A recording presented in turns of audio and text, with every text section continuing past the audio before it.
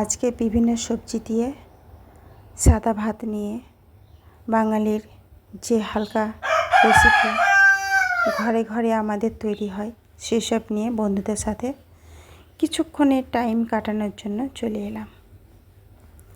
আজকে খুব সাধারণ সিম্পল রেসিপি নিয়ে আর হালকা পাতলা মাটনের ঝোল দিয়ে আজকে রেসিপিটা। হয়তো এটা অনেকের মনের মধ্যেও ভালো লাগতে পারে, অনেকের মনের মধ্যে ভালো নাও বা লাগতে পারে। আমার পরিবার যেটা চেয়েছে আমি সেটাই তাদেরকে বানিয়ে দিয়েছি।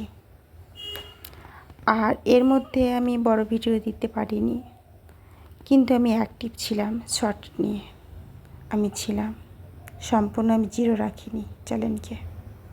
কিছু না কিছু সময়ের মধ্যে দিয়েছি চ্যানেলে আপলোডিং। আপনার রেসিপিটা হয়তো আরও মজাদার, আরও সুন্দর। আমার কাছে যে উপকরণ ছিল সেটা দিয়ে